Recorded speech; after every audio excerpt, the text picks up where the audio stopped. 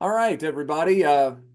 Welcome to this evening's presentation on Union Pacific Locomotive Hardware. I'm Chad Harpole. I'm president of the Railroadiana Collectors Association. I'd like to welcome everybody to tonight's presentation, including our friends and guests from the Union Pacific Railroad Historical Society.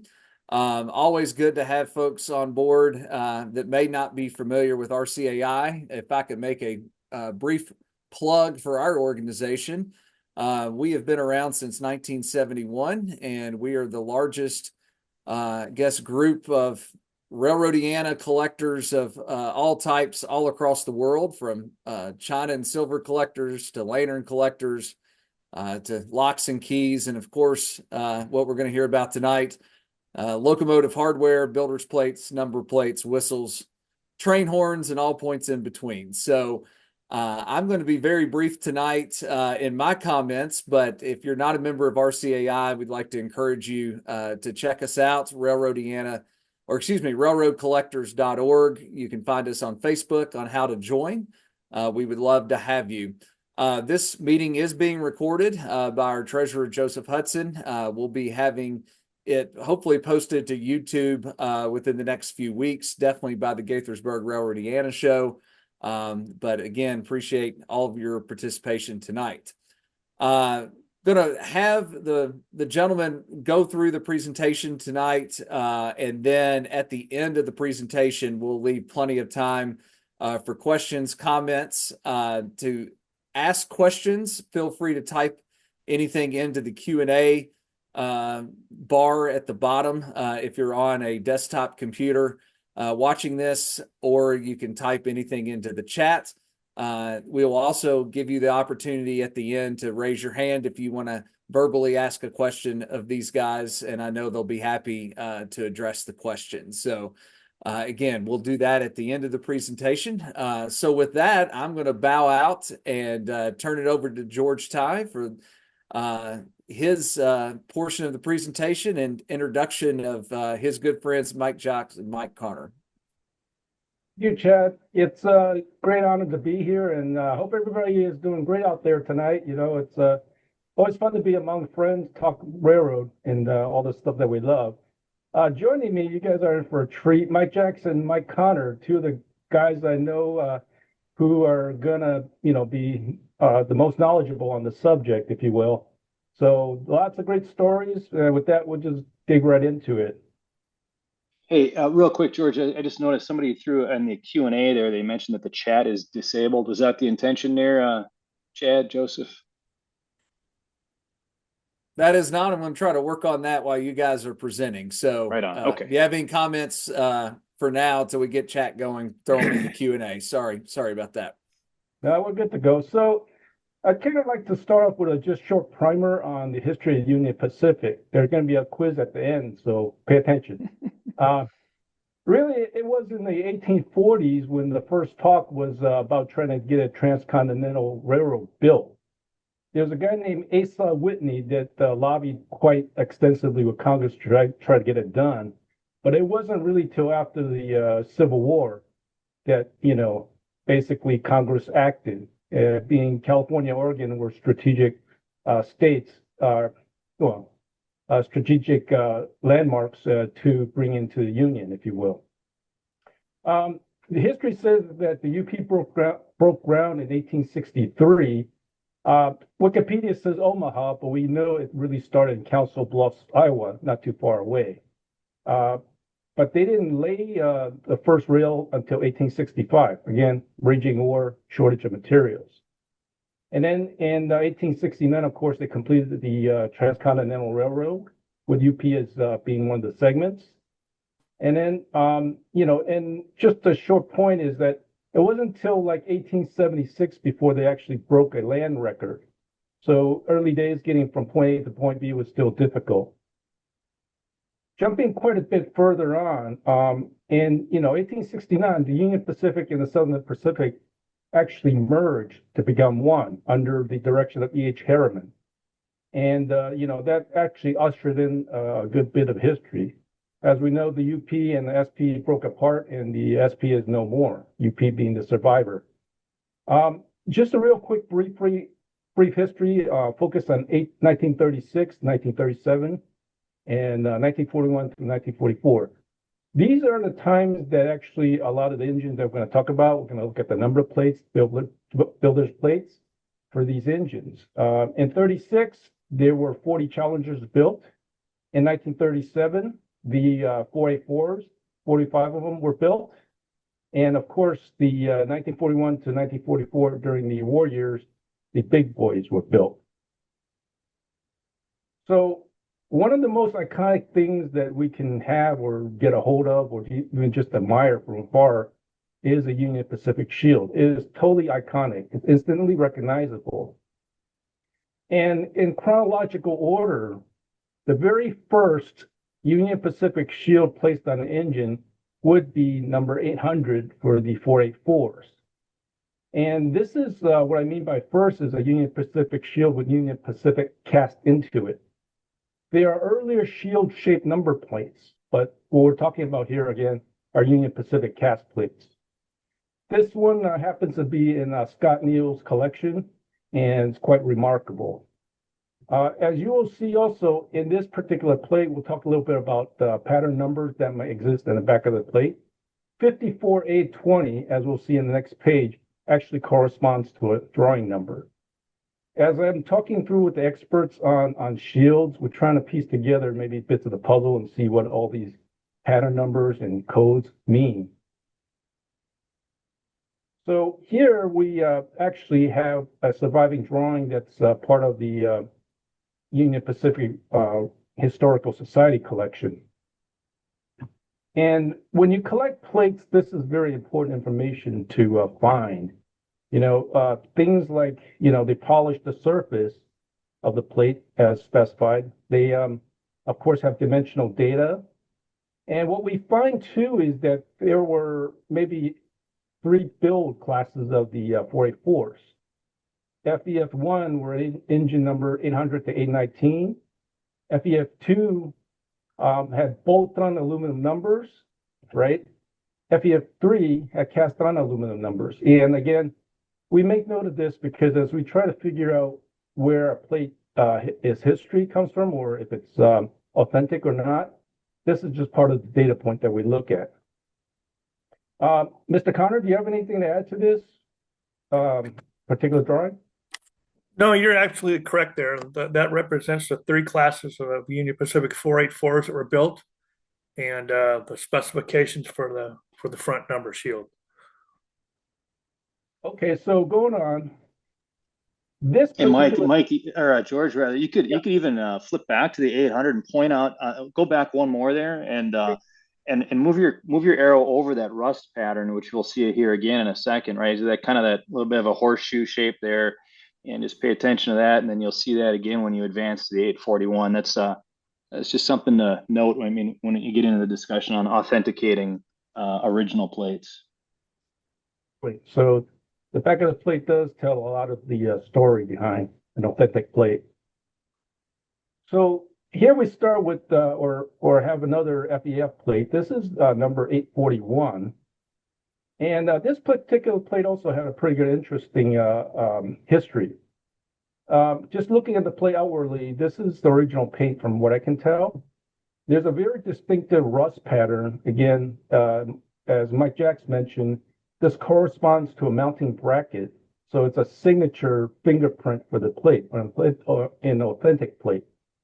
This also actually has a pattern number 54A49, as opposed to the number in the number 800 plate. This is from the FEF number 3 build. And what I can tell is that this is probably a later revision of the drawing that refers to this pattern or the style of the plate. This particular plate actually was in an accident, basically it struck an oil truck in 1953 at 60 miles per hour at El Corrado. And as you can see from the newspaper clipping, the whole front of the plate or engine was decimated. What we know from 841 from the drawing is that this should have had the numbers cast into the plate, right? But here we see these are bolted on.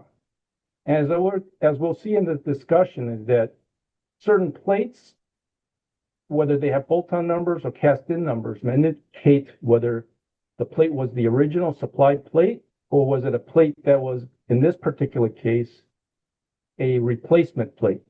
It's pretty good to assume that the original plate probably got decimated, and this is where it ended up. Just as a note is that both engineer and firemen were unfortunately, died of their injuries in this accident. And the truck driver of the oil truck was charged with manslaughter. So these things happen. This particular plate, by the way, also this engine hit at the Portland Rose. And here, Mr. Jacks has a great shot of the engine right here. You want to tell us a little bit more about the shot, Mike? Yeah, there's well, I've got a few shots sprinkled throughout this. So we're taking I think all the shots I've used here were either, not all of them, most of them were either by Ross Grenard, which is who shot this one, or there's some by Bob Trennert also. So this is Ross Grenard. It wasn't identified, but a lot of, I'd say the majority of the 4x5 negatives I have of his were shot up around Denver area, and I think train 38 that it's pulling. Somebody feel free to correct me if I'm wrong in the chat, but I think that was the Pony Express. Correct. Yes. So yeah, just 841 on the Pony Express, probably somewhere in the northern Colorado area, if I had to guess.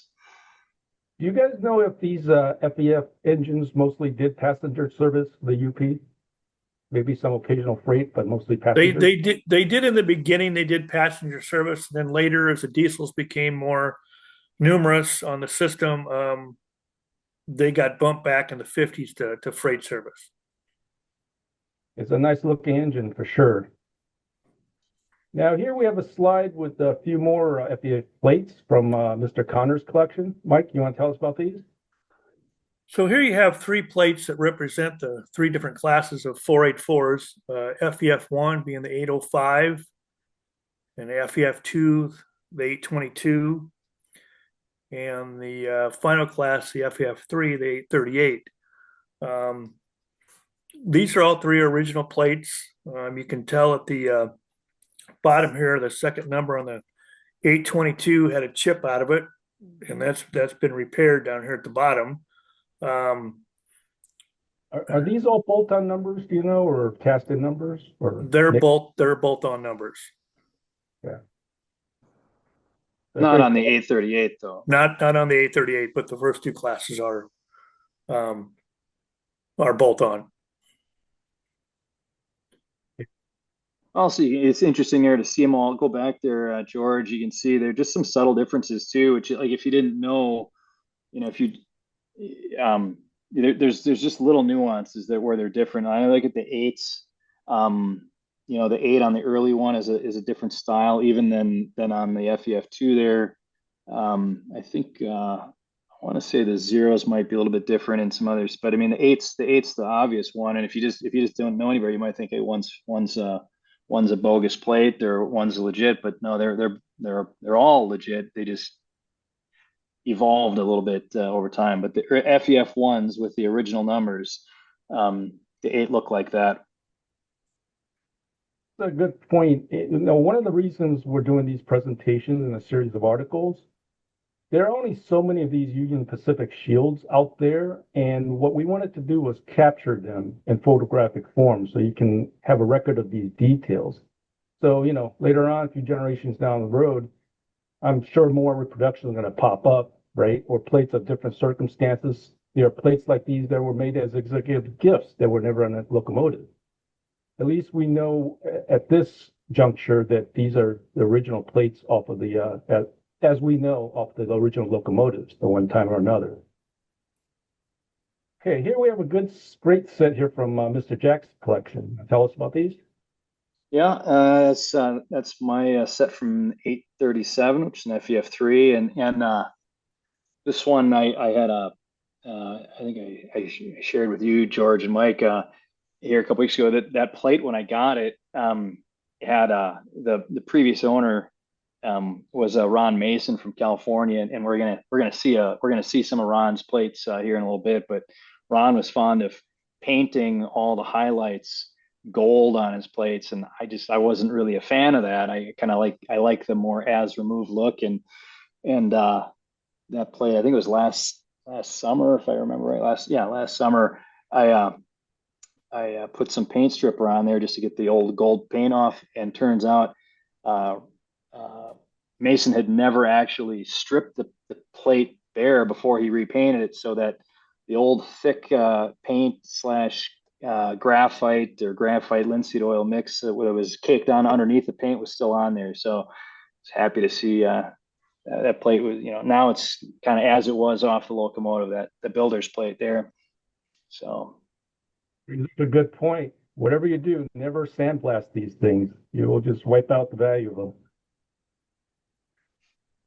Okay, here actually is something interesting. This plate on the left side is the original number 844. And of course, we know 844 is the FEF that's in service with the UP's fleet. This plate on the right is a reproduction. And Mr. Connor, jump in any time if you want. Can you tell us about this original 844 and where it is now? Well, the original 844 plate was removed in 1962 when the engine was renumbered to the 8444 to make room for some new batch of GP30 locomotives that were coming to the Union Pacific. It was in the hands and still is of a vice president at that time of the Union Pacific. He got the plate at the time of the number change, and family still has that today. And you can tell the differences between the original and the reproduction. Again, looking at the 8 in particular, and the 4s, and the fact that the reproduction plate doesn't have any holes in it. That's a dead giveaway. A lot of times the reproduction plates are made out of aluminum, so they're much lighter weight than the originals.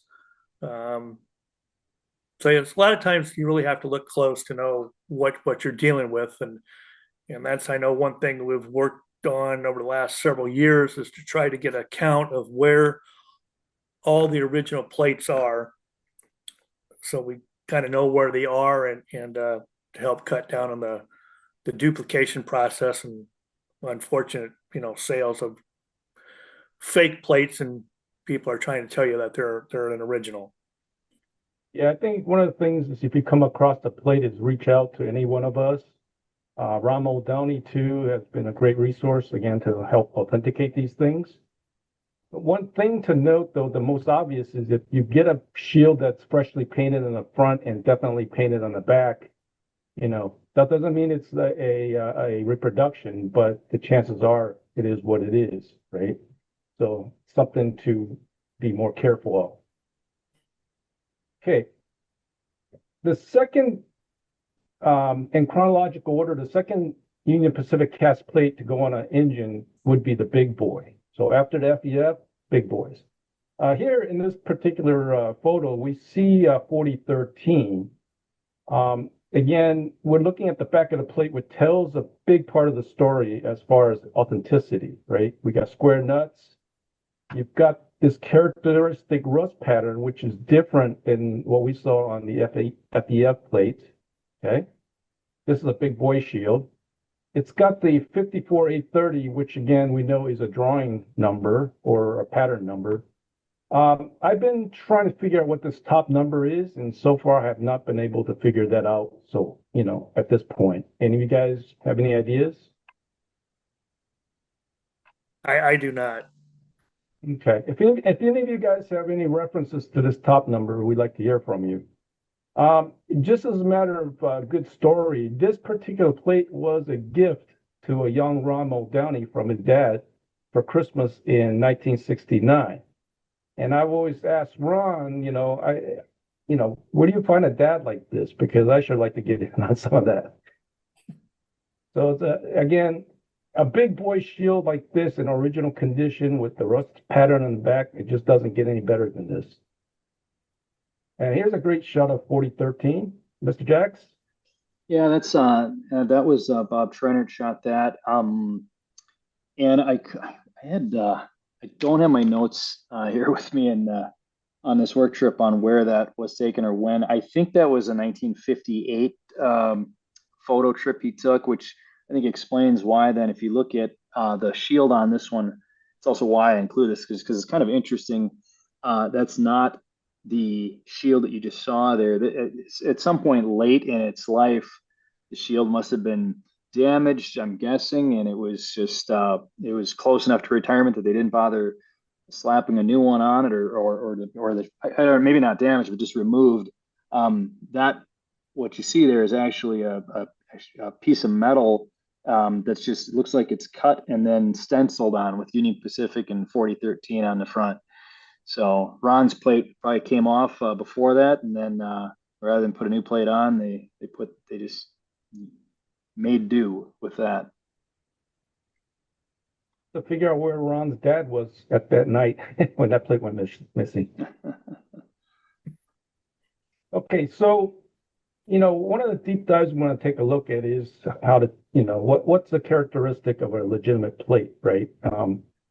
Here we have a Big Boy Shield 4021 from Mr. Spaulding's collection. And I always thought he just collected lanterns, so I was quite surprised to see this in his collection. But as you can tell from the back, again, a Big Boy Shield has this characteristic rectangular rust patch, right? A lot of times we see these square nuts holding numbers in if it's if that plate was a replacement plate, for example. The original UP shields, I believe, all had cast on numbers. Correct me if I'm wrong there, but that's my recollection. On this group, on the 1944 group, yes. 1944. Okay. And again, we're referring to the drawings. Drawings actually lays out whether they're cast as delivered or bolt-on numbers. So, again, those drawings can be found through the UP Historical Society. One of the things that, again, why we never clean the back of the plates, you can kind of see this little round pattern near the bolt holes. It turns out, and we'll see pictures of the actual mounting brackets for the Big Boy, that because of these bolt-on numbers, they can't put the plate flat on the mounting bracket. So what they did in some cases was drill holes around to clear these bolt nuts. In other cases, if they didn't do that, they just put spacers around the 4 bolt holes just to kind of raise the plate away from the mounting bracket. So if you had sample after that, you've wiped out any trace of authenticity. Also, another curious thing, and I wrote about this in an article, Steve Spaulding pointed out that there was a flathead screw that held the number 1 in place. And this is going to be important, so kind of remember that as we get to the next slide. I lied. Mike, you want to tell us about this particular shot? Yeah, another Ross Grenard. His notes were September 10th, 1954 at Laramie for that one. It's a good shot, by the way. Just, having a plate with a matching photo just is the best thing. Mike, are you sure that shot wasn't taken last week with the digital camera? It's amazing what a 4x5 negative can produce, right? I think that's fantastic. Okay, here we see a 4021, and there's an interesting story. Actually, I saw this plate originally show up on eBay, if I recall correctly. The person listing the plate said this thing was buried in the concrete next to the pool, and they dug it up and was selling it. Now, back then, I didn't really know that much about the Union Pacific Shield, so from the look of it, I was like, wow, this could be something. It's got just a lot of rust and looks like it's beat up and in service. But, fast forward, we know it's a reproduction because we know Steve Spaulding has the original. And the icing on the cake is that if you look here, you can see the pattern of the screw head from Steve's plate. So it's obvious that this plate was recast from Steve's plate or using Steve's plate as a pattern. But this kind of goes to illustrate that you can't really take all these plates for granted, and sometimes it's just very hard to evaluate these plates just, even a photo or even an inspection, right? Again, we're trying to create records so that you have some things to compare it to, and always buy from a reputable dealer who would stand by their product. You guys want to add anything here? Nothing stands out. No, well, I think to me, the interesting thing about that, if you've studied the plates at all, and you just, you see a 4021 that has bolt-on numbers, right? But you know that the drawing and the fact that it was from that 1944 order, it shouldn't have bolt-on numbers. It should be a cast plate, right? And then you see one here that does have cast in numbers, not bolt-on, which is correct. If that's all you're going off of, you'd be like, wow, this one here is the original, and the bolt-on is the fake plate. But it's actually the opposite, which is why, we talk a lot, at least and this is maybe more the folks on here that collect these plates probably know this, but maybe the folks that are just more casual interest to them, the condition on the stuff is really important. Like, so that rust pattern on the back of Steve's plate, I mean, you're not going to fake that, right? And it's I may disagree a little bit because cast iron does rust easily. Okay, yeah, this registered rust is pretty good. It's aged rust, but it may not. I'll grant you, yeah. If you want, I guess if you wanted to badly enough, you could sure you could fake it. But just, I guess my point is only that this one you got to look a little deeper to figure out what's really going on with this one, right? The great thing is you will now have a photo of 4021 with the plate, and this is certified original. So if you come across another 4021, you've got something to compare it to. It is possible to, as Mr. Jacks was saying, that there could be, plates that were replaced and the swapped out plate could have ended up somewhere. My thinking is it's not as likely, as we're going to get into with Mr. Connor, that the time period when these things got scrapped were in the 1950s.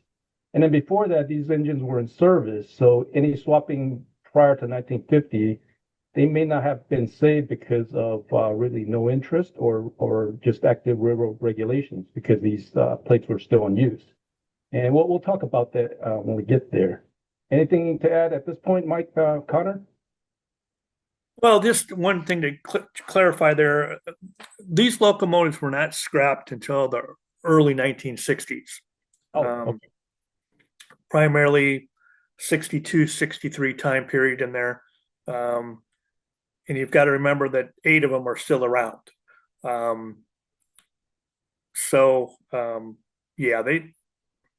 with the exception of maybe that plate, that 4013 plate, most of them stayed on the locomotives till into the very early 60s.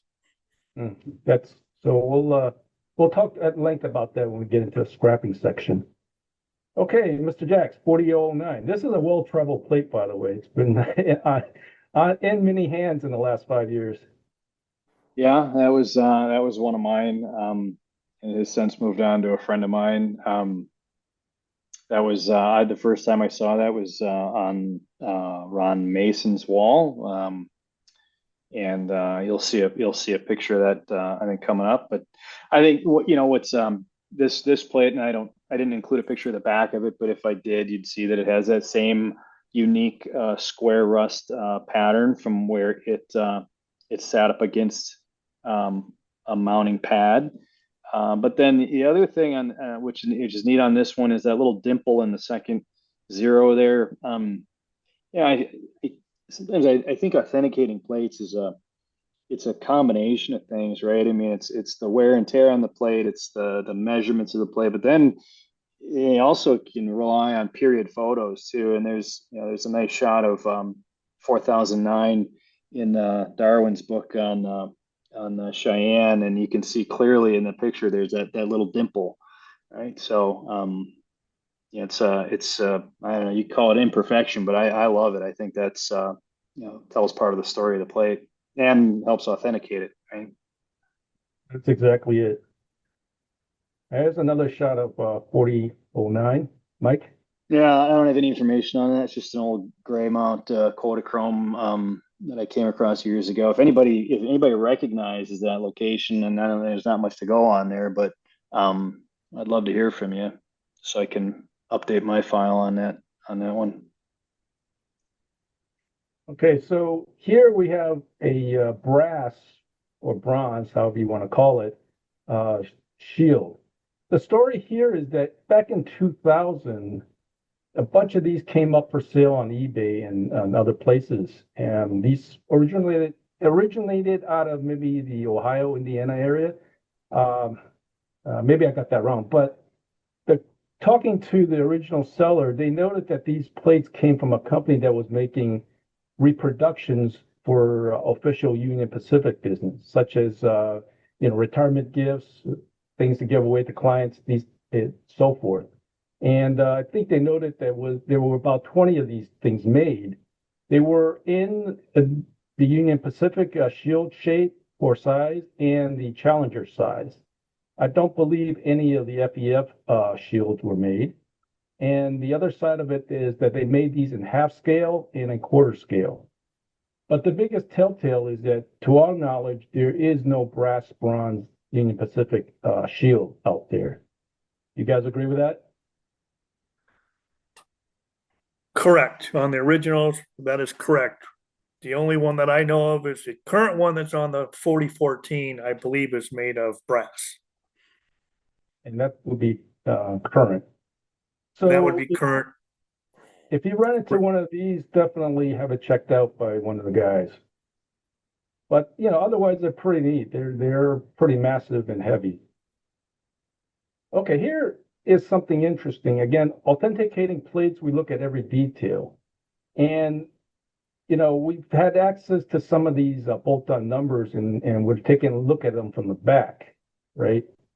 There's an interesting history here, and Mr. Connor, chime in, if you think of something. But my understanding is that out of the Omaha area or China area, there were new old stock of numbers that possibly may have come out of the UP, or there could have been manufacturers that had old stock that, again, these spares came out. Yes, I would say that these came out of old stock UP stock from somewhere because they have the pattern number on the back of the numbers. Union Pacific in later days had blank number plates, and if a number plate got broken, an original got broken, a lot of times they would take one of these blank plates and simply add numbers to it. So that's very well what these could be, is something that was manufactured back in the 50s or even the 40s, and somebody found them later on. Now, not all these numbers here are old stock. This has obvious age to it. But the other thing to note is that legitimate shields, if you have bolt-on numbers, if you pull the aluminum numbers off, they would be hollow aluminum, and they would have some of these distinctive pattern numbers on them. Okay, there are exceptions. Mr. Connor had a few numbers that actually had no pattern numbers, and we probably have heard instances of display engines that had just solid aluminum numbers cast in and maybe restored that way. So just a lot of things to look out for, but on face value, if you get a plate and you're able to pull the number off, this is the kind of back we want to see. Okay. The other thing to note is that obviously somebody could take a 4 and change a Challenger plate to a big boy shield. We don't know of any instances of that happening, but you want to look at how many holes are there and how the numbers are put in. Sometimes these numbers are not put in straight, and a sloppy, maybe fake job is, maybe what I can think of. So again, we've got photos of known plates. Use them for comparison. Okay. I would, just for what it's worth, I would, unless there's a compelling reason to remove the numbers from a plate, I think there's you do more harm than good, because if you had a plate that was in any way questionable, right? One of the things I would look for, I'd be looking for like little teeth marks on the nuts to see if they'd been taken off, anytime recently, right? I mean, I just, if you Good can leave it point. alone, leave it alone. It's a good point. Maybe it's a method of last resort. Yeah. Okay, here we have a Challenger plate, 3955, and again, to Mike's point, if you see that little black hole here in the 3, aluminum does deteriorate, and it's actually rusted through. And I have seen pictures of this plate on the engine that shows this little dot. So again, never really try to do any Bondo patching of this stuff. Leave it alone, right? It's part of the history of the plate. And again, this plate has a very clear pattern. On a Challenger plate, you'll see these 4 rectangular patches around the bolt holes. And what I have inserted here, this inset picture shows the mounting bracket on a Challenger. And again, the type of mounting bracket will dictate this type of rust pattern. This particular shot was of engine, let's see here, engine 3955 next to 3950. 3950 still has its original plate, while the plate has gone missing from 3955. And I've always found that interesting, because I think this is probably right before they scrapped the engine. What do you think, Mr. Connor? That picture's taken in Cheyenne. Obviously, the engines are in storage out there. You can tell because the windows are boarded over. An awful lot of the big Challengers, most all of them were scrapped at Cheyenne. So it's pretty reliable source that, a lot of shields from the Challengers were removed out there, either by would-be rail fans in the middle of the night, or possibly, by shop employees or that were scrapping the engines. And we'll do a little deeper dive into diving stories a little down the road here. All right, this is an interesting plate, Mr. Connor. This is a plate from Challenger. Was originally the 3975, and it was converted to oil in 1944, and in 1952 the railroad renumbered the oil burning Challengers 3700 to 3717. And in some cases, the original shield, they simply ground off the last 3 digits numbers and either put on replacement numbers, or in this case, what I think they did was simply just had a blank shield, because I cannot find any evidence of where the numbers were ground off, and they simply just painted the new number 3708 on the shield, and you can tell by those mounting rust spots where it would have mounted onto the bracket.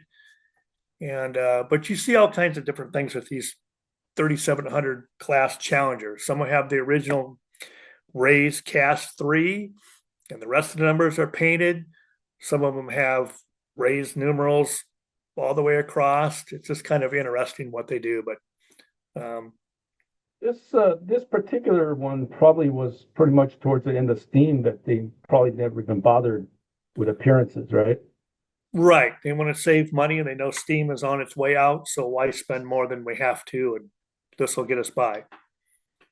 But if you're ever thinking of putting some paint thinner on there and rubbing those numbers out, don't do it. Okay, this is a great shot. Mr. Jax, you want to tell us about your artwork here? Mr. Jackson, Well, shot all these pictures, by the way. Well, I took all those.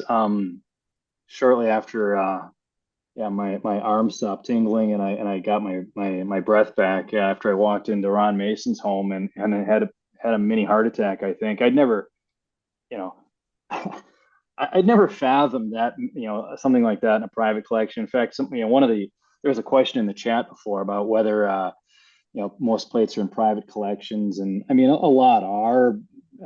I've seen them in museums as well. Ron managed to amass a very nice private collection, though, and Ron, for those that didn't know him, he passed away here a few years ago. He lived in Southern California, and I grew up in the Midwest, but moved from Wisconsin out to San Diego in 2014, 15 or so, and I was introduced to Ron. So he invited me up, and I saw all these plates there, and glad I took all these pictures when I did. But he had an example of everything, and that's just some of it. I mean, he had other builders plates too. That's just the builders plates on the bottom there. The bottom left is a late model Challenger. The middle one is an FEF one, the 806, and then that bottom right is 834. So he had the 834 shield and builder's plate. I went on to eventually acquire the 4009 and that 837 shield. Lives in San Diego with me now. As you saw earlier in the presentation, the 811 made it to my place too. But he's had a phenomenal collection of UP hardware. I was going to add that these two mountain class plates are extremely rare. We'll talk about them a little bit. 7026 actually came from me, and I did some trading with Ron back in the day. I originally acquired 7026 from a guy out there in East Haven, Connecticut, which to show that some of these plates are pretty well traveled, East Coast, West Coast. And I believe this plate is now back in the East Coast, if I'm not mistaken. The other note is that those of you who knew Ron, you knew he was quite a character. Ron was, I believe, a master mechanic for the Disneyland Railroad. He ran the trains as well as serviced them. And Ron, of course, got his chops working for the Navy, basically at the boiler room. That's where he picked up his love for steam and knew everything about steam. He will be missed. I think Ron too was a more of an old school collector mindset, in that he wanted all of his plates to look really nice. And I remember that afternoon I was looking at him, and he pointed up to the 834, and he said that when he got it, it had a broken number on it, and he didn't like the way that looked, so he wound up replacing it. And then years later, I found a picture of 834 out of service at the end of its life, and sure enough, the 8 has a big chunk out of the bottom half of it. So, that's Ron's handiwork. He probably found some new old stock, or had access to a new 8, and just replaced the one that was damaged on it. It's pretty important to note. So hopefully in this presentation, we'll memorialize a little bit of information. Okay, so as promised here, we covered the Union Pacific shields with the cast-in name Union Pacific. Prior to probably the 1936, 37, when the FEF started getting the plates, the UP used shield-shaped shields in on various engines. We don't really have a good record to piece together, something coherent, but we'll just take a look at a few of these. 7026, as I mentioned, came out of collection in East Haven, Connecticut, and later on I traded this to Ron Mason. The mountain class plates that I have seen, and Mike Jackson, Mike Connor may chime in, is that they aren't consistent. Some are, in this case, a cast brass that's nickel plated and machined on back. Others are steel, laminated steel. Others are possibly cast steel. And again, we'll wait a couple of slides down. We'll talk about that. The other thing I want to note is I found this great shot of 7026, and it was a Richard Kindig photo. I found it in the Locomotive Quarterly. So back in the day, I wrote Mr. Kindig a letter saying, "Hey, I've got the Shield. I sure would love to get a good copy of your photo." And just to show the kind of guys these old collectors are, he just sent me a large size negative in the mail without me asking. And when I got it, I was so nervous about handling it. I got the photo reproduced, and I sent back his negative, probably triple package and certified mail, just to make sure it arrived back to him in great shape. But I was so appreciative of just him trusting me. He didn't know me from Adam. He just sent me the negative and said, "Here you go." So I always enjoyed that part of the collecting. Okay, so Mr. Jacks, these are your plates. You've cornered the market. No, I want that. Yeah, these are mine. And the reason I threw them up here like I did, just you can kind of see the differences in them. There are some subtle things that don't pop out right away. So and these also are consistent with the other two that I'm aware of in existence. So I'm only personally aware of two 7,000s and two 7,800s, and so both of the 7,000s are have those two mounting holes vertically placed in the center of the plate, and those plates are nickel plated bronze, and the 7850 and I think the other one 7865, if I'm not mistaken, have two holes on the left and the right outside of the digits, right? But nothing stacked vertically in the center. And the plate material is different. It's an iron plate. So I mean, small sample size, right? But at least based on the four that have turned up, and for whatever reason, I don't know why, but two slightly different styles. Again, just to note, these plates are more rare than the Union Pacific Big Boy Shields, of course, than in the Challengers or the FEFs. I know Ron Muldowney had been searching for his entire lifetime to really find one, and he finally got one. So good for him. Okay, go back there a second. There's some comments coming in the chat also on the slightly different number styles. Here you can see two different style zeros there, the on the left versus the one on the right. So just subtle differences there. I believe there was actually a whole different font originally. It was more of a serif style font when these were originally built in 2022 or 23 there. Mike, you might be able to comment better than I can. Yes, that is correct. They're a little different style when they were new. Yeah. I don't think any of them survived, probably because of the renumbering and going to this Futura font is my assumption. Well, I would say that's a good assumption. 7029, Mr. Jacks, anything to say about this one? No, don't know who took that. Take Kansas City though, I think is the location, and don't know who the photographer was. Yeah, could have been RJ. Could have been RJ Foster maybe, but I'm not sure. Okay, so this is a kind of an oddball shield.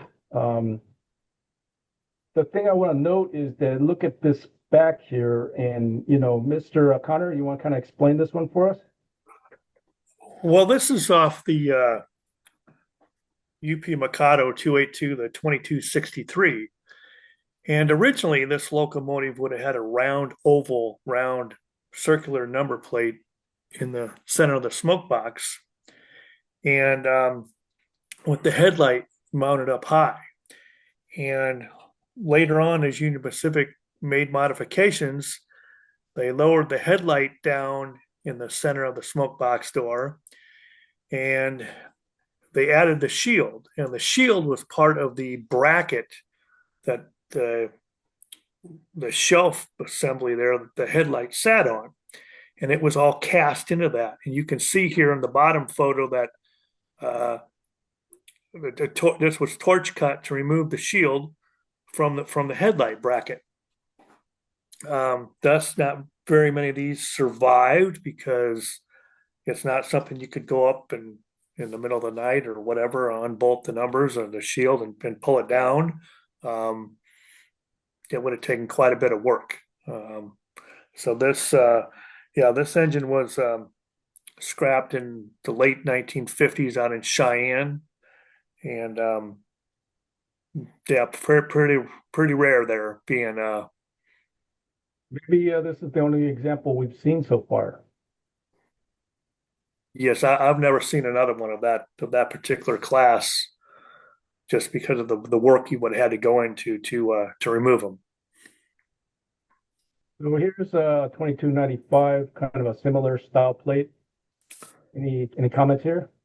And you can see here how this is a headlight bracket, and it's cast right into the headlight bracket. The shield is, and make note of the headlight and these blacked out sheet metal sides here where the numbers for the locomotive would have originally gone. We'll talk about that later on in something else. This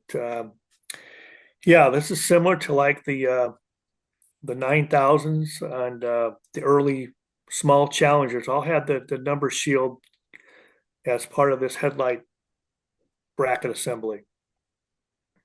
And we'll see an example of that coming up. That was Bob Trenner photo credit there.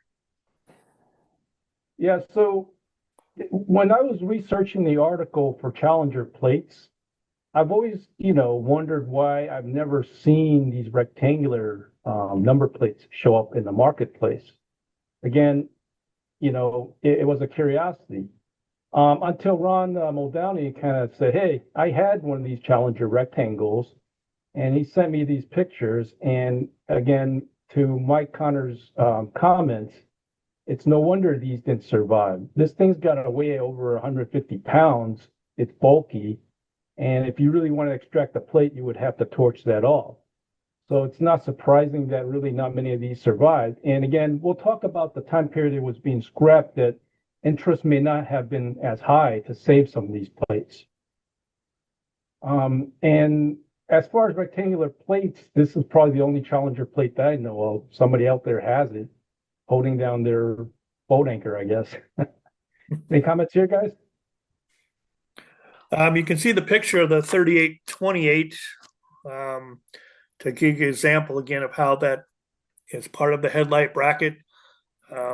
This photo was taken over in Council Bluffs of one of the small Challengers. I don't know if it probably was in storage over there at the time, but again, not the 3829 is the only one I've ever seen. So if you've got one out there, I would love to hear about it. Drop me a line. We'll have contact information at the last slide.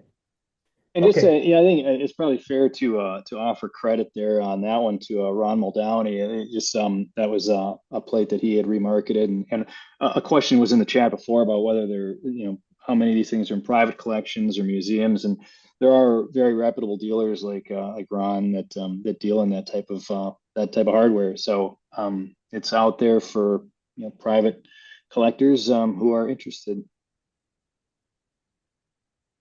Mr. Jacks, this is another great example of a very rare plate that was part of the headlight bracket. You want to walk us through this one? Yeah, that one I was thrilled to get that, and there's a builder's plate coming up a little bit later too. I mean, she's not much to look at, but the 9000s were, for me are really.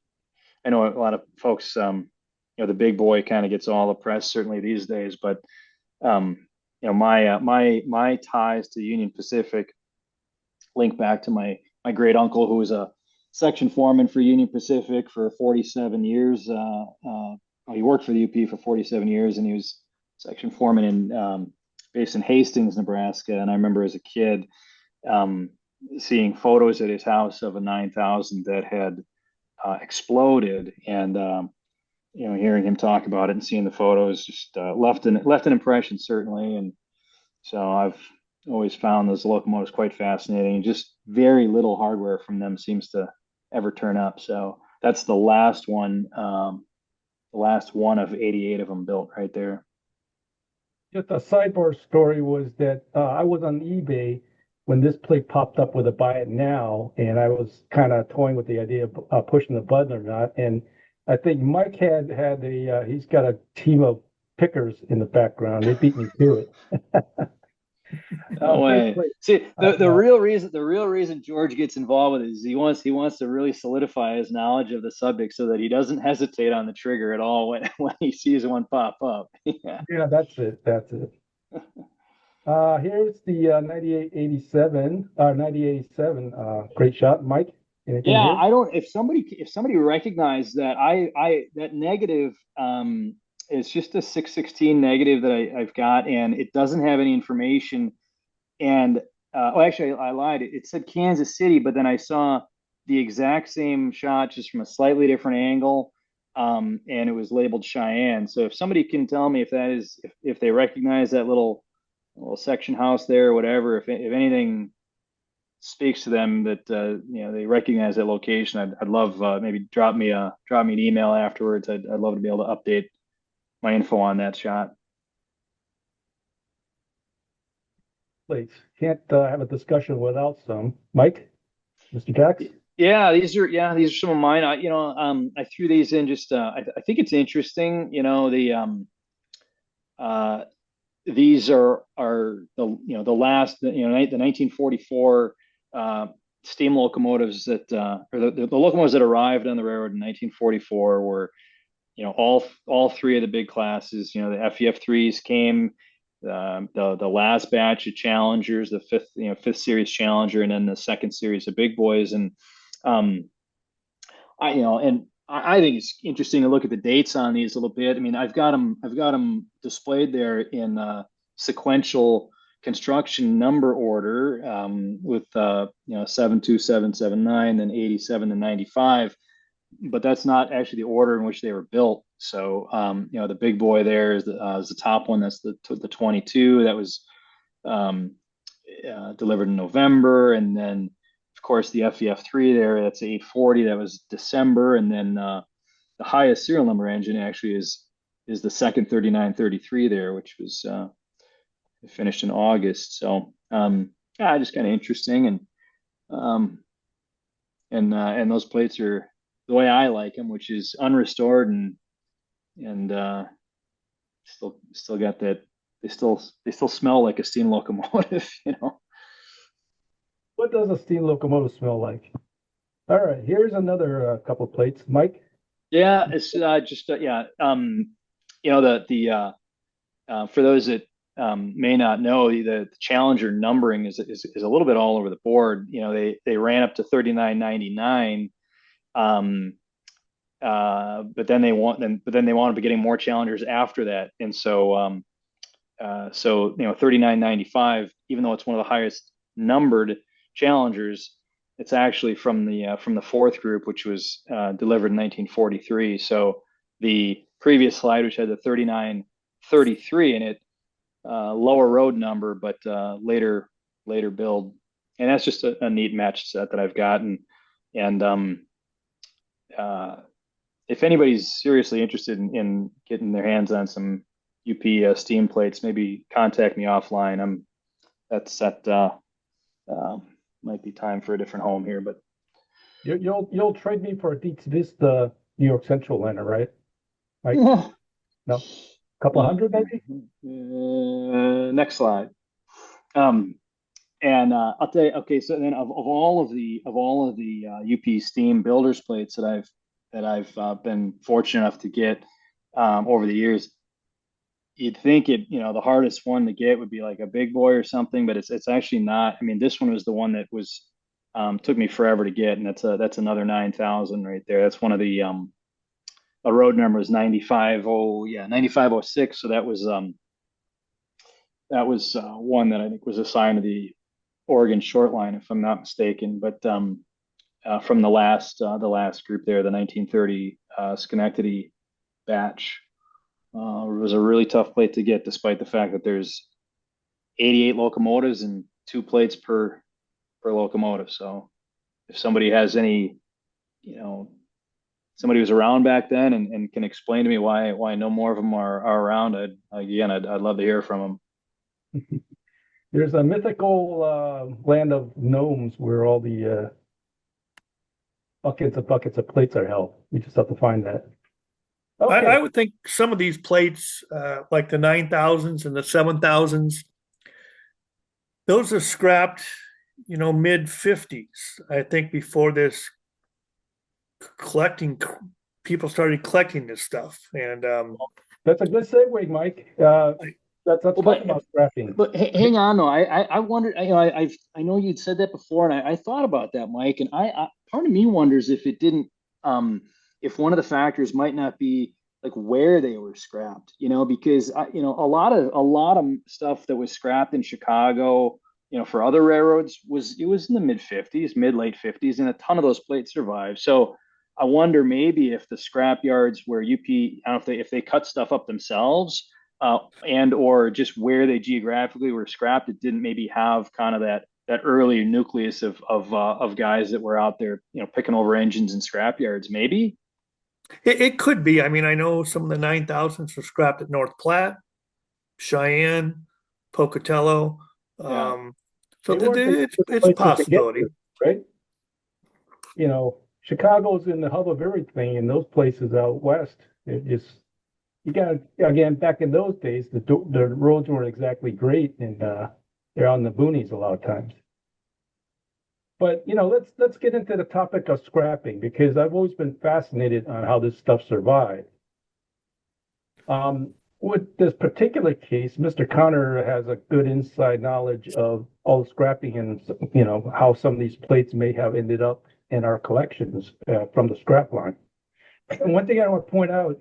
As we mentioned with the Union Pacific big boys, there's the mounting bracket right there. You can kind of see the clearance holes they drilled for a bolt-on number plate. Again, this is the kind of stuff that makes the pattern on the back of those plates for authentication. So with that, Mike, why don't you give us a flavor of what's going on in the days, about what time were these engines getting scrapped, and how did maybe people get into these plates? So the big boys were they made their last runs in July of 1959. And then they were held in Cheyenne and Green River because there was always a possibility they might come back in service.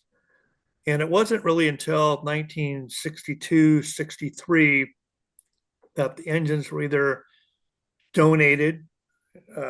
8 of them were donated around the country to various museums. A couple, the 4005 and the 4023, were retained and kept in Cheyenne by the Union Pacific.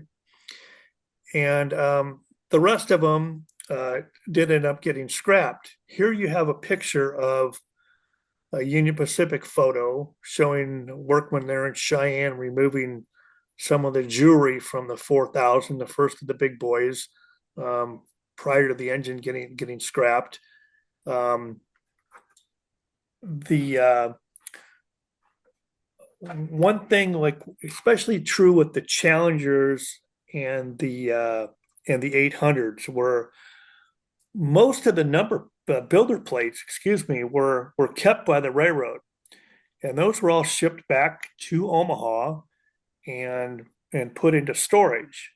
And later they became part of the Union Pacific Museum collection, where some of them reside today.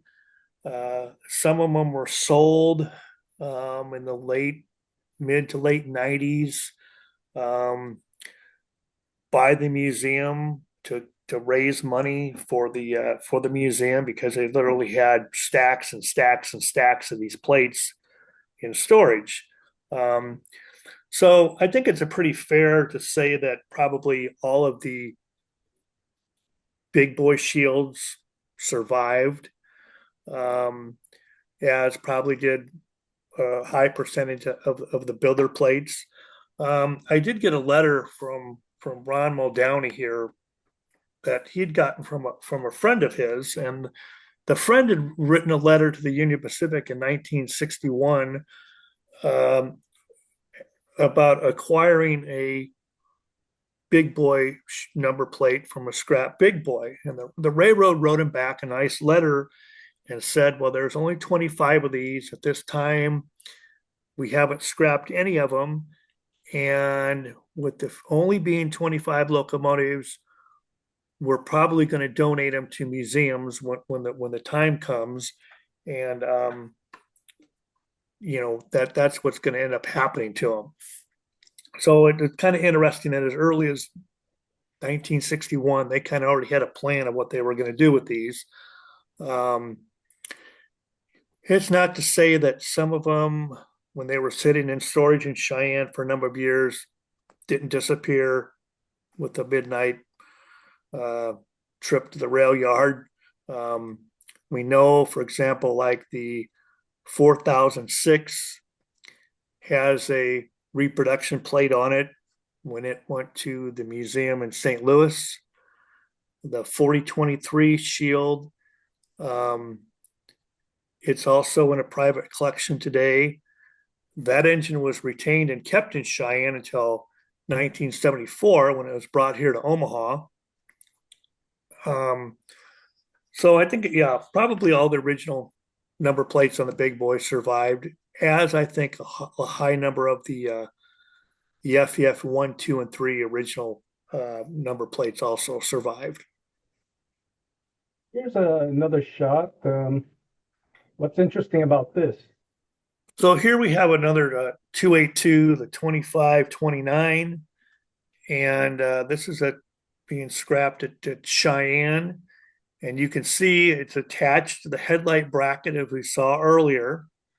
And, unless somebody came by and took the whole headlight bracket or cut that off with the torch, it went in the gondola car with the rest of the locomotive, unfortunately. Mike Connor, you were telling me about a story Jim Ehrenberger had about a whistle. You want to tell us about that one? I think it was Locomotive 400, if I remember correctly. And it had a very nice sounding brass. I think it was probably a 3-chime star brass whistle on it. And the engine was cut up there in Cheyenne, and Jim saw it sitting in a gondola car and saw the whistle sticking up out of the top of the gondola. And he was working for the railroad at that time and went to the superintendent and asked if he could have that whistle. And they said, no, they didn't sell or give stuff like that to employees. And Jim said he probably could have got it if he would have gone to a different person rather than the superintendent. And probably could have got the thing, but he said he always wanted that because he remembers that beautiful sounding whistle. And, it was really sad to see it sitting there and sticking out of the top of this gondola car. That's the saddest story of tonight, I think. Okay, here's another shot. Here's a 7000, the 7863, again at Cheyenne. You can see again the shield is attached to the headlight bracket, and not a simple thing to remove. Pilot. Yeah, I see the headlight by the pilot there, unceremoniously thrown there. Right. Yeah. There's the headlight. Here's a picture. Yeah. Go ahead, Mike. Taken in Omaha in 1953. This is the city of Denver. And this sat here in the Aaron Fair scrapyard, which was just south of the Omaha UP shops, for quite a while. There were quite a few photographs that the local rail fans here in Omaha took of that locomotive as it was sitting there. And I know we've talked before, it's too bad that these shields on the nose or on the side here didn't get preserved, and maybe they did, but that's my pitch. I've always been fascinated to see what the front jewelry was. If anybody out there knows of one, definitely send me drop me a line. I want to see a photo just to see what it looks like. I've always been amazed at the type of jewelry on the early diesels, and a lot of them didn't survive. Yeah, that particular scrapper cut up an awful lot of locomotives and cars for the Union Pacific in Omaha. Even the original Streamliner, the M10,000, went away for the war effort. The only thing that survives is a brake handle. Well, so much as that, can't keep everything, I guess. All right, changing topics here, and we're getting close to the end, so I'll try to step up the pace here. Rounding out the hardware, we have steam whistles. Now, if you collect steam whistles, these are Hancock inspirators, step top, 3-chime step tops. And a lot of times people will show you a whistle like this and say it's a big boy whistle. But the fact of the matter is that these step tops were used all over the place. Though one of the things that at least can pin it to a Union Pacific engine is this kind of 90-degree bent lever. And we'll get a little bit into that. But here's a shot of the whistle on an FEF. Mike, you want to tell us about this nice nickel chrome job? So this is a whistle off of a UP 800, and I got that from a longtime Union Pacific employee. I think he's the one who had the base made and had it all polished up. It did not have a handle when I got it, and so I had a correct handle for a Hancock cast. And but you're correct on the handles would have been at a 90-degree like this because of the way they mounted behind the stack on the FEF 1s, 2s, and 3s, and the Challengers and the big boys. But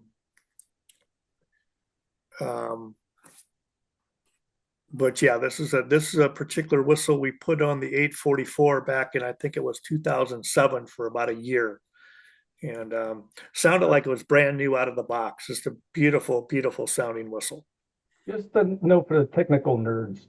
The bowl here is very steep and shallow because these whistles were designed for superheated steam, which expands with a lot more energy than saturated steam. So they didn't really need that big of an expansion chamber. Just for those whistle nerds out there. Okay, here's and you also had to have the correct valve too for the superheated steam. True. They were material. They were made out of Inconel that didn't have as much expansion as other metals. This is actually a shot of the step top whistle on the current 4014. So I always thought that was pretty cool. And here's another type of whistle that's common to Union Pacific. It's a star brass pattern, 5-chime. Mike, you want to tell us about this one? These are 5-chime star brass whistles, and they came into being about 1930 and were common on the 9000s, the 282s, the 060s, all the small steam power. The picture down here in the bottom right corner is what the top of one would have looked at. You can see star brass, Boston, Massachusetts. And the one over here on the left side of the picture is a shop, from what the best I can tell and from others I've talked to, was produced in the UP shops as replacement whistles. And that's what this one is over here. And it's a little bit different in that it doesn't have the star brass markings up on the top. It just has a casting marking here. Very high pitched whistle. That's why you see these were often mounted back, like on the 9000s, back by the cab. And you would see this whistle shield here that the UP designed to help push the sound forward and keep it out of the cab as much as they could. But they're a very high pitched whistle. One other thing to note is that sometimes you'll see these small brass medallions attached to some of these whistles. And from what I can assume, they were probably presentation pieces given away by the UP. So that just makes it more of a special whistle. You have one like that. Okay, this particular one is a pretty rare whistle. This is also a Hancock inspirator, but it's a flat top. These were introduced in 1936. They probably weren't used all that long because they're exceptionally rare, much more rare than the step top whistles you saw earlier. They were used on the 800s and the early Challengers. And again, they were designed for superheated steam. Mike, I think you were telling me that the original FEFs had the whistle by the smoke box. Is that correct? And then they moved it? Correct. They were back in front of the Sam Dome like you have here. And the original ones actually operate off of saturated steam on the FEF ones until they were moved up behind the stack, and then they were superheated steam right out of the superheater header. Interesting. Okay, so here, Jeremy Anderson was, again, kind enough to share his collection. We see the Hancock step top and a flat top, but just kind of illustrate the characteristic Union Pacific levers. Sometimes we find numbers on these whistles, but we don't really know enough to connect them to an engine per se. A lot of times, a lot of these whistles just don't have a, connection to a specific engine. That's just the nature of the game. Anything to add here, guys? Well, whistles were moved around all the time from locomotive to locomotive, and if one wore out and one was ready to leave town, leave the shop, they were changed out. The Union Pacific Historical Society and historian John Bush did a couple really very good articles in the Union Pacific Streamliner publication regarding the Hancock whistles and also the Star brass whistles. So if somebody's interested in learning more about those and the history, be sure to check those out. All right. Let's run through these real quick. We're getting late on hours. This is a UP headlight, Mike. This is a UP headlight that was originally off the Challenger 3915. I had restored it back to the way it would have looked when it was new. After World War II, the railroad came in and removed these glass side panels and replaced them with this blank sheet metal in there as a maintenance issue there, so they didn't have to worry about replacing this glass when it get broken. But I had restored it back to the original appearance, Pile National headlight off 3915. A couple of levers. Couple of the throttle, the rear on the right, and the reverser gear. Again, these were removed off Challenger 3915, but they have stampings on them, the 3828. So again, stuff got moved around, but you can't really see it good in the picture, but they are clearly stamped 3828 on there. Glad you're again a thing that normally wasn't saved,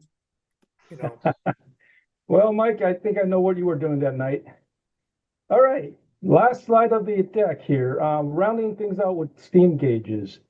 This little guy here is marked Union Pacific, and I have no idea of where it might have been used. It was a brake line gauge. It's got, you can't tell, but it's got two dial pointers, one red, one black. If any of you guys have an idea what this might have been used on, let me know. Right now, I just think it might be off of a McKean motor car, but that's just wishful thinking.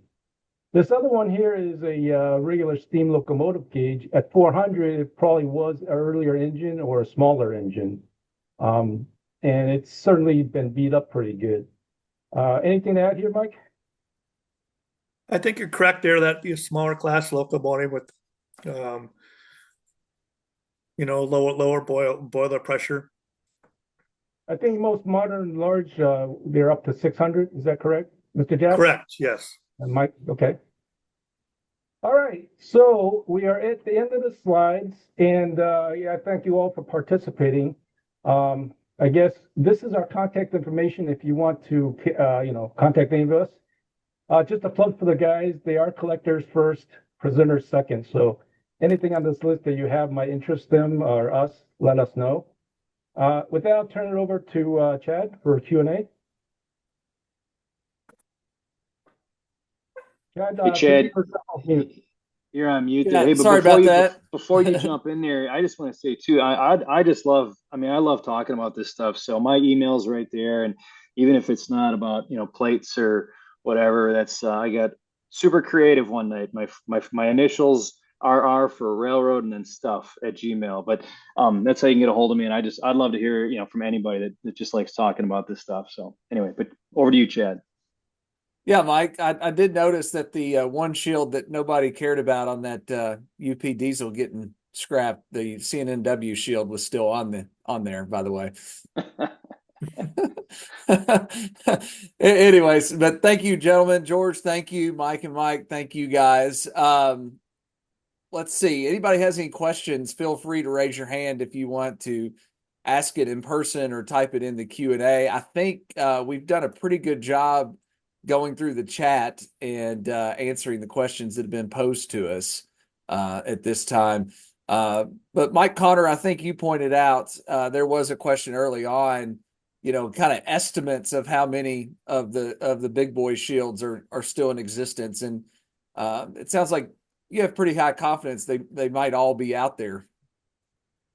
Yes, I believe they probably all are. I know the original 4,000 shield is here in the Omaha area. And so I think it's pretty fair to say that most of them survived and are around somewhere. But not available for sale, sadly. Yeah, go grab them off the big boy shield tree there. So the other thing I found interesting that you guys were talking about is stuff that exists maybe based on where the engines were scrapped. I do like that theory. That's a really interesting theory on some of the smaller, less famous, if you will, by today's standards, locomotives. People halfway ignoring them. So. And some things, people would write letters. I have copies of letters that people wrote to the Union Pacific and the Burlington and so forth, requesting headlights or requesting whistles or number plates or whatever. And a lot of times the stores department would sell these things to collectors.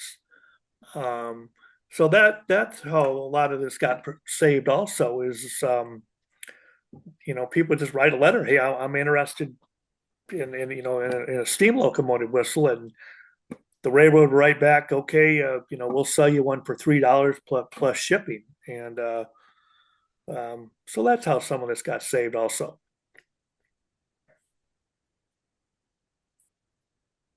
All right. Any questions? Getting a lot of comments, a lot of feedbacks from everyone on the great presentation that this has been and has been. It's been excellent. Again, I guess wait, we do have I have a question here, so we'll go to Carl. You'll have to unmute. I just got to just come up. Not really a question, just a thank you to these gentlemen for the fine presentation. And I appreciate the society doing these Zoom meetings. They're really good. Well, thank you. Glad you enjoyed it. Our pleasure. Yeah. Okay. Thank you very much. Thanks, Carl. Mm-hmm.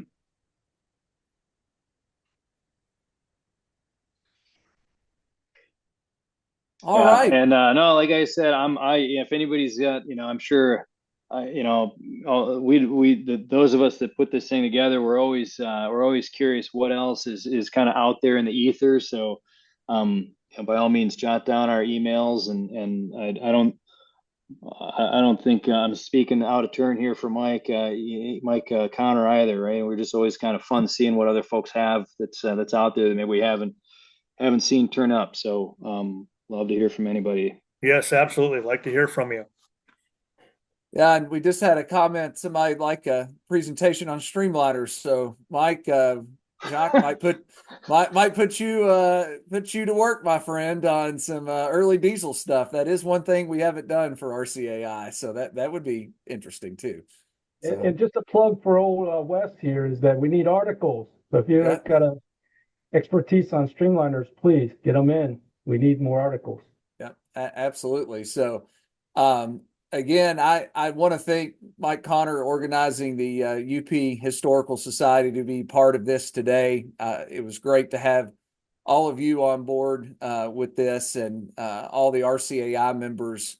Appreciate you participating as well. Participate in the organization. So with that, I think we'll bring it to a close. And again, everybody's email addresses are listed here. Everyone should have a way to get hold of me and RCAI.